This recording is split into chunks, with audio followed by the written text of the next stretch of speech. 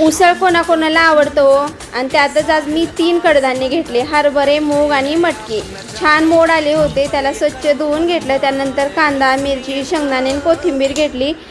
मस्त कढई ठेवलं, तेल टाकलं. तेल छान गरम होऊ दिल्यानंतर त्यामध्ये मोहरी, जिरे टाकून दिले. बारीक कट केलेली मिरची टाकली.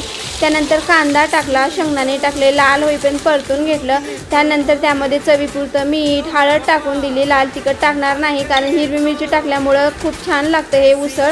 त्यानंतर हे कडधान्य टाकून दिलं. मस्त त्याला फिरवून घेतले. खायला खूप छान लागतं आणि आपल्या आरोग्यासाठी तर खूप फायदेमंद आहे. त्यासाठी मी आज 3 एकत्रच भिजू घातलेली होती. मस्त आज नाश्ता केला कारण सुट्टी होती. दुपारी जेवण वगैरे बनवायचं म्हणून सकाळी नाश्ताच झालेला. तुम्हाला कसा वाटला हा उसळ मला नक्की कळवा आणि माझ्या चॅनलला लाईक, सबस्क्राईब करायला विसरू नका. बाय, भेटू दुसऱ्या व्हिडिओमध्ये.